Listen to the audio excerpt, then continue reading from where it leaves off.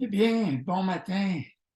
Nous sommes aujourd'hui le premier jour de la nouvelle année, 2023. Et au début de chaque année, on se pose toujours une question. Qu'est-ce que sera l'an 2023 pour toi? Lorsque nous arrivons à la fin de l'année, eh bien, la plupart de nous avons en tête cette question. Qu'est-ce que cette nouvelle année nous réserve? Et on aimerait connaître ce qui s'en vient. Mais il y a des gens, en fait, qui l'ont fait pour nous, ou du moins ils pensent qu'ils l'ont fait pour nous. Par exemple, on nous dit qu'il pourrait y avoir une troisième guerre mondiale éclatée en 2023. Euh, Peut-être que ce sera les premiers pas sur la planète Mars. Euh, un problème de crise économique, l'aggravation de la crise climatique, plein de choses qu'on a dit. Mais attention, il y a un feu rouge ici. Ce ne sont pas des prophéties de la Bible. Ce sont apparemment des prophéties de Nostradamus. Nostradamus était un écrivain, un poète, un médecin qu'on a dit, qui a écrit un livre qui s'intitule Les prophéties. Et je vous donne juste un exemple de, de ce qu'il écrit dans ses prophéties ici. Voici, je le mets à l'écran pour vous.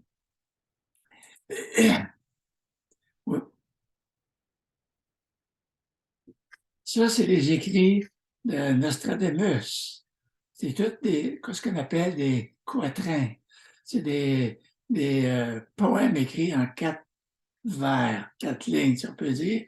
Et ce sont surtout euh, des personnes qui pratiquent l'astrologie, qui interprètent ce que ces quatrains prophétiques de Nostradamus signifient. Et je vous dirais tout de suite en partant, ne perdez pas votre temps sur les prophéties de Nostradamus. Les prophéties de la parole de Dieu, de la Bible, sont beaucoup plus claires et beaucoup plus intéressantes euh, pour nous. D'ailleurs, ce qui est important pour nous, eh bien, c'est au début de cette nouvelle année 2023, c'est notre concentration sur notre relation avec notre Sauveur et Seigneur. Le Sauveur et le Seigneur. Et je vais vous inviter, si jamais vous ne connaissez pas ce que signifie être le Sauveur et le Seigneur, est-ce que nous pouvons prendre euh, l'engagement de vivre par la foi en Dieu en premier lieu dans nos vies? Dieu a accompli de grandes choses pour nous en 2022.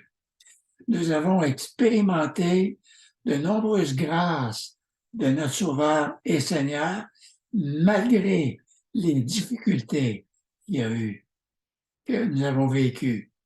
L'année 2022 maintenant est en arrière.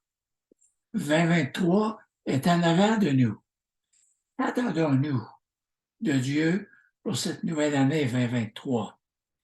En réfléchissant sur cette nouvelle année devant nous, j'ai été interpellé en lisant plusieurs passages de la parole de Dieu euh, qui nous est donné concernant cette nouvelle année. Et un de ces passages, c'est dans le prophète Isaïe, chapitre 43, verset 18 à 19, qui dit « Ne pensez-vous plus, ne pensez plus aux événements passés et ne considérez plus ce qui est ancien, c'est-à-dire ce qui est en arrière. Voici, je vais faire une chose nouvelle. Sur le point d'arriver, ne la connaîtrez-vous pas? Je mettrai un chemin dans le désert et les fleuves dans la solitude. Isaïe 43, verset 18 à 19. Ne pensez plus aux événements passés, qu'il nous dit. Toutes les merveilleuses bénédictions du passé historique d'Israël, leur délivrance du pays de l'Égypte, les 40 ans dans le désert et leur délivrance de l'esclavage égyptien et surtout leur entrée dans la terre promise, la terre d'Israël, le pays d'Israël. Ici, Dieu, par l'intermédiaire du prophète Isaïe, avait averti son peuple élu, la nation d'Israël, qu'il allait les punir pour leur infidélité envers lui et ils seraient exilés dans un pays étranger, loin de chez eux, pendant de nombreuses années. Et c'est exactement ce qui est arrivé. Israël a été amené prisonnier à Babylone sur une période de 70 ans. La délivrance de Babylone est prédite dans ce passage d'Isaïe, mais le prophète fait référence à des événements beaucoup plus importants en fait. Il souligne la rédemption des pécheurs par Christ, la conversion des païens, c'est-à-dire les non-juifs. Alors, c'est la conversion des non-juifs aussi. Et le rappel des Juifs sont décrits dans ce passage. Tout ce qui doit être fait pour sauver les pécheurs et amener le croyant à la gloire est très peu de choses comparées à cette merveilleuse œuvre d'amour qui est la rédemption de l'homme. Votre rédemption et ma rédemption. De toute évidence, la restauration future d'Israël est l'événement dont il est question en fin de compte dans ce passage. Dans ce texte ce matin, Dieu parle à nouveau à son peuple de nouvelles choses qu'il va faire pour eux. En d'autres termes, les choses vont changer pour eux. Ils ne seront plus les mêmes parce que Dieu les inclut dans son plan futur qui est à venir et qui est là pour ce peuple juif, Israël. Ce livre comprend également plusieurs prophéties sur le Messie à venir, qui était le libérateur ultime de Jésus-Christ. Maintenant, pour nous, je veux attirer votre attention sur le comportement que nous devons viser lorsqu'il y aura du brouillard à l'horizon, lorsqu'il y aura des difficultés sur notre route, lorsque ces choses arriveront. Comment réagirons-nous? Comment pouvons-nous nous préparer d'avance? Vous savez comme moi, le problème avec la plupart des gens, sont souvent enclins à mener leur propre bataille ou à se résigner à leur propre sort. Et pourtant, ce n'est pas ce que Dieu veut de nous. Dieu veut réaliser, réaligner nos cœurs avec les siens. Dieu nous appelle à travers ses Écritures à tourner nos regards vers lui et non pas vers nos circonstances, mais surtout à nous consacrer sur notre liberté que nous avons en Jésus-Christ, ou que vous pouvez obtenir, et par le fait même, vous serez aussi en mesure de vous concentrer non sur votre esclavage, l'esclavage des événements et des circonstances qui seront sur notre chemin. Dieu veut que notre regard soit centré sur les choses qui sont en avant, vers l'an 2023. L'an 2022 est maintenant en arrière. En réalité, toutes les années à partir de notre naissance sont en arrière de nous. Dieu fait des choses nouvelles. Ce que nous lisons dans l'Apocalypse, chapitre 21, verset 15. Et celui qui était assis sur le trône dit, c'est Jésus-Christ qui est assis sur le trône. Il dit, voici, je fais toutes choses nouvelles. Et puis il dit, écris, car ces choses sont certaines et véritables. La parole de Dieu est certaine et véritable. Ce que le Seigneur Jésus-Christ nous dit dans sa parole va arriver, en soyez certains. Le Seigneur ne change pas. Il est le même hier, aujourd'hui, éternellement. Mais à mesure qu'il révèle des couches de plus en plus profondes de la vérité, eh bien, son peuple expérimente des aspects de Dieu et de son salut de manière et de profondeur nouvelle. Paul maintenant aussi l'accent sur ce qui est en avant de nous. Dans Philippiens, par exemple, chapitre 3 et verset 12, il dit, ce n'est pas que j'ai déjà remporté le prix, que j'ai déjà atteint la perfection, mais je cours pour tâcher de la saisir, puisque moi aussi, j'ai été saisi par Jésus-Christ.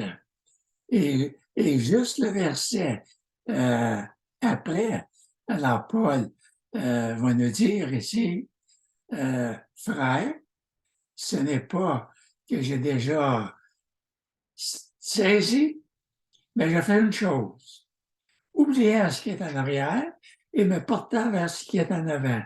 Je cours vers le but pour rapporter le prix de la vocation céleste de Dieu en Jésus-Christ.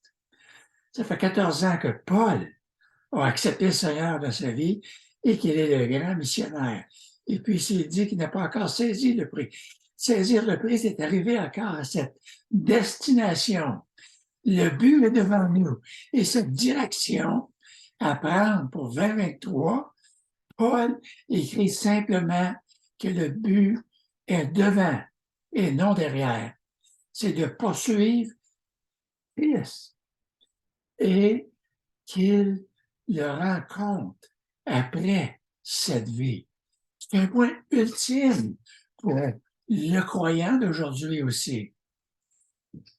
L'enseignement de Paul était de ne pas regarder en arrière, se concentrer en arrière, mais de plutôt se concentrer sur ce que nous pouvons faire aujourd'hui et dans les jours à venir pour vivre pour Christ jusqu'à ce que nous le rencontrons. Parce qu'un jour, nous allons tous le rencontrer et nous allons rendre des comptes à Jésus-Christ. Alors, Paul était déterminé à franchir la ligne directe de la maturité chrétienne. Il était résolument engagé dans sa poursuite passionnée de cette ambition de maturité pour le reste de sa vie sur la terre.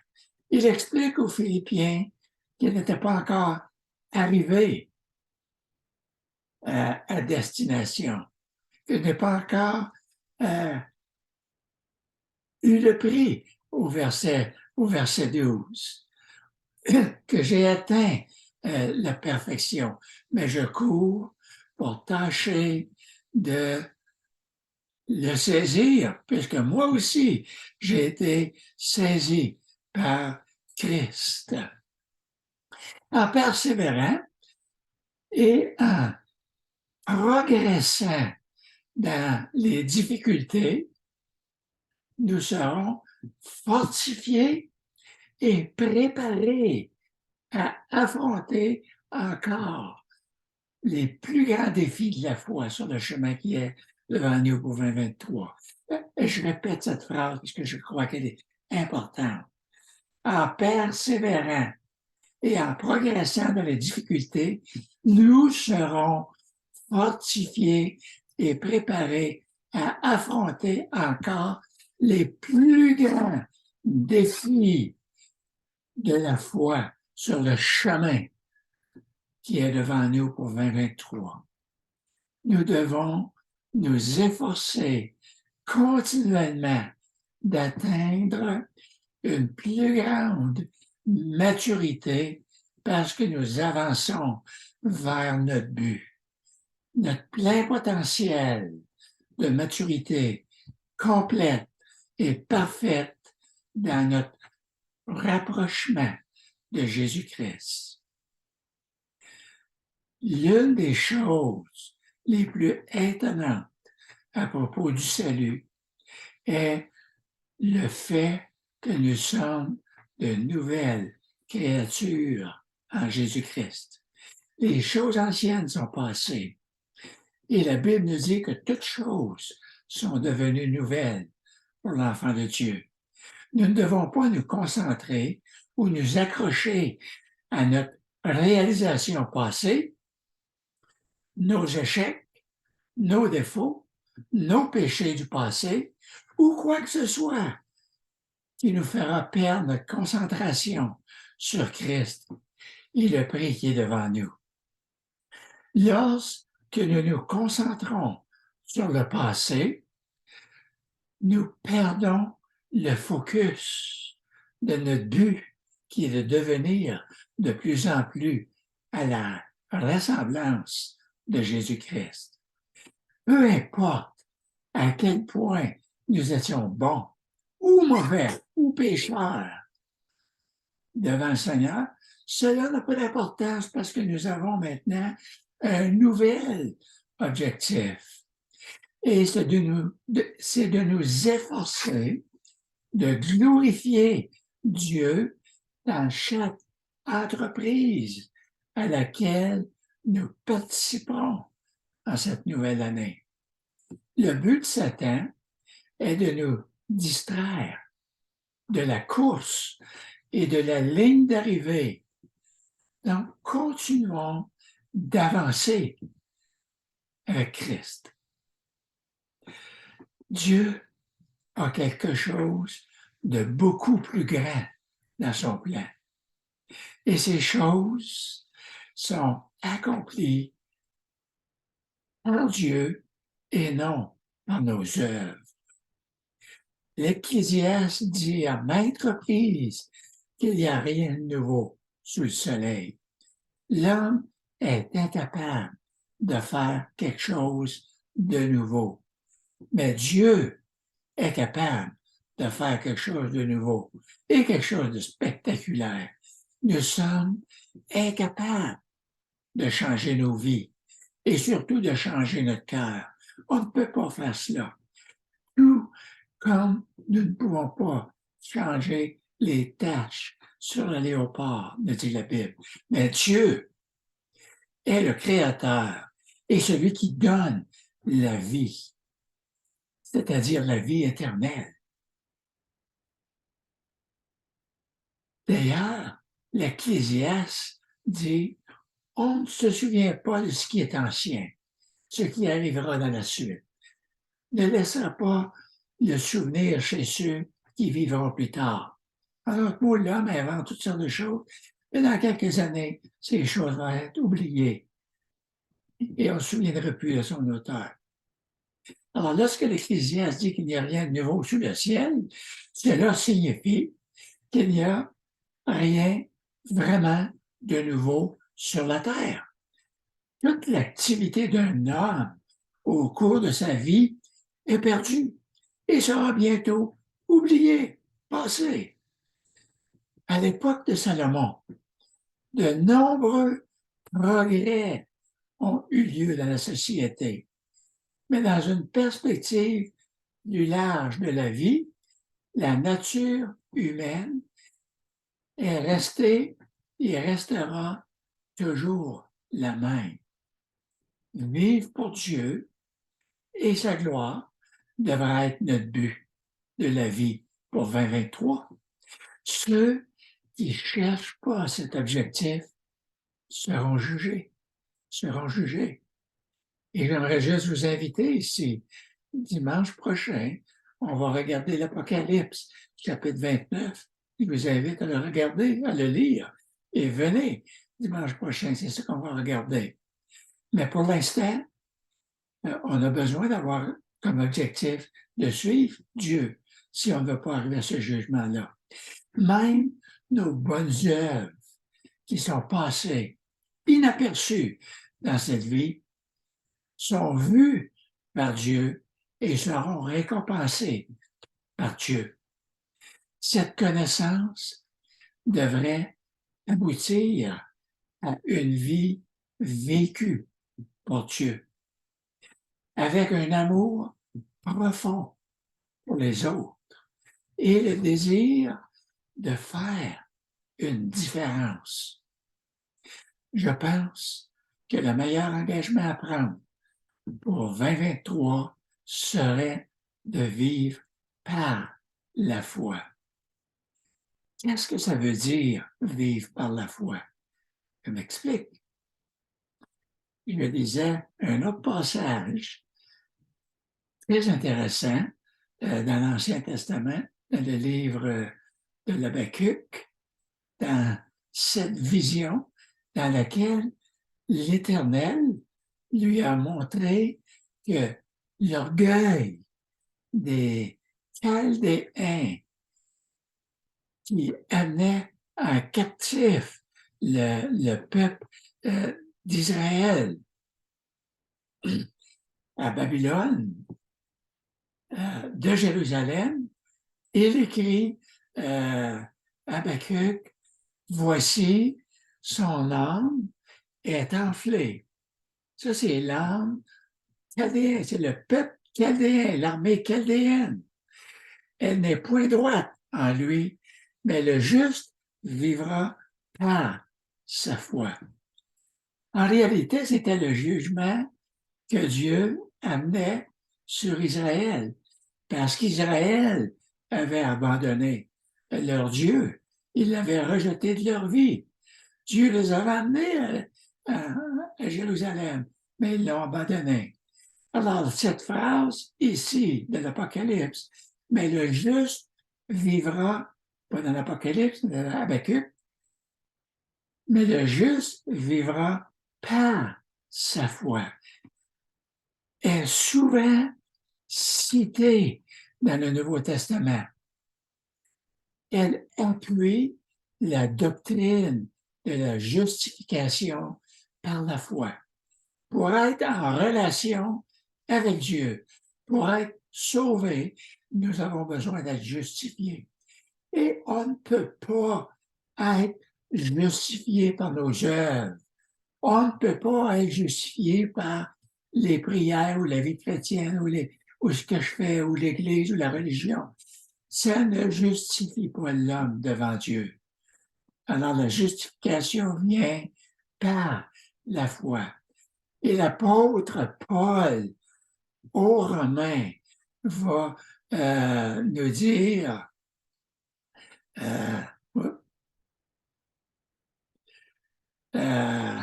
alors on n'a pas parce que en lui, Jésus-Christ est révélé la justice de Dieu par la foi et pour la foi, selon qu'il est écrit, par le juste vivra par la foi. Mon juste vivra par la foi. Alors, parce que qu'en lui, en Jésus-Christ, ce n'est pas dans la religion, ce n'est pas dans ce que je peux faire, ce n'est pas dans les bonnes œuvres. Et Jésus-Christ nous a révélé la justice de Dieu par la foi et pour la foi. Celui qui est écrit selon le juste vivra par la foi. Alors, cette lettre aux Romains le dit très clairement que les gens ne peuvent pas être déclarés justes devant Dieu en suivant la loi ou la religion, ou peu importe, ou en faisant de bonnes œuvres. Ces choses ne serviront à rien pour nous mettre en règle avec Dieu.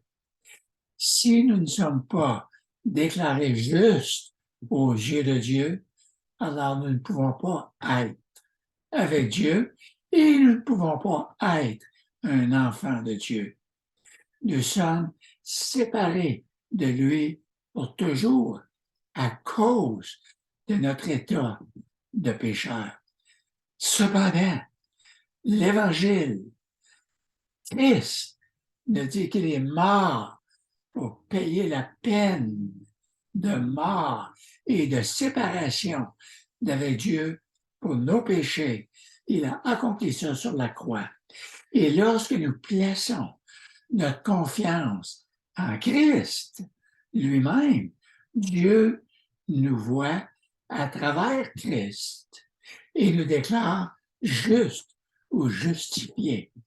Alors, lorsque Dieu va nous regarder, il ne nous regardera pas comment bon j'étais, comment bon j'allais à l'église, comment bon je faisais des bonnes affaires. Non, il va me regarder à travers Jésus-Christ. Et un peu plus loin, Paul partage son propre témoignage pour nous dans Galates, chapitre 3, verset 9, afin d'être trouvé en lui, non avec ma justice, celle qui vient de la loi, mais avec celle qui s'obtient par la foi en Christ, la justice qui vient de Dieu par la foi en Jésus-Christ. Et puis Paul va ajouter au verset 11 que nul ne soit justifié devant Dieu par la loi. Cela est évident, puisqu'il est dit, le juste vivra par la foi. La loi ne pouvait pas apporter de bénédiction. Cela ne pouvait pas se justifier. Car la condition de la justification est la foi. Et la foi n'a rien à avoir avec la loi. La loi n'a rien à voir avec la foi. John MacArthur, un grand théologien, dans son commentaire sur Habakkuk, mentionne que cette prophétie que mon juste vivra par la foi, qui se trouve dans l'Ancien Testament, parce qu'Habakkuk était au moins 700 ans avant le Nouveau Testament. Alors, il dit que ceci anticipe l'Évangile du Nouveau Testament qui finira par conquérir les nations, non pas juste Jérusalem, Israël, mais les nations, et les amener à Jésus-Christ. Alors, contrairement à l'orgueilleux, le juste sera vraiment préservé par sa fidélité à Dieu. L'accent mis dans les références d'Habakkuk et du Nouveau Testament va au-delà de l'acte de foi pour inclure la continuité de la foi. En d'autres mots, la foi n'est pas un acte ponctuel, mais la foi est un mode de vie. Le vrai croyant, déclaré juste par Dieu, persévérera dans la foi comme modèle de sa vie, va nous dire Paul, par exemple, dans Colossiens, et puis dans Hébreu. Notre foi en Dieu ne devrait pas être déterminée par des choses que nous voyons de nos yeux. Hébreu, chapitre 11, verset 1, va nous dire, ah, la foi, c'est une ferme assurance, une assurance que j'ai, des choses qu'on espère, une preuve de celles qu'on ne voit pas. Notre foi en Dieu est ce qui nous sépare du monde. Le monde n'a plus d'espoir. Nous avons l'espoir de la résurrection en tant qu'enfants de Dieu. Ceux qui ont confiance en eux ne dépendent pas de la foi en Dieu pour s'en sortir. Alors, ils n'ont pas cette foi pour s'en sortir. Alors, notre confiance n'est pas dans les choses que je fais, n'est pas dans la religion, mais mon espérance est dans la résurrection de Jésus-Christ. On se courbe dans un mot de prière. Père céleste, tu es le créateur des cieux et de la terre. C'est toi qui nous as créés. Tu tiens le souffle de nos vies. Ce que je reflète par ce message ce matin, le premier jour de la nouvelle année, est la motivation de quiconque a entendu ce message et tous ceux qui l'écouteront sur YouTube réalisent que nous sommes dans les derniers temps de la fin. Il est urgent que nos vies soient en règle avec toi. Apprends-nous à vivre par la foi en toi, que nos regards ne soient pas centrés sur notre propre philosophie, sur nos propres affaires et même sur les difficultés que nous ferons face à cette nouvelle année 2023, mais que notre focus soit centré sur toi et ta parole que tu as mis entre nos mains. Père, c'est dans le seul nom que tu as donné parmi les hommes, par laquelle nous pouvons obtenir cette vie.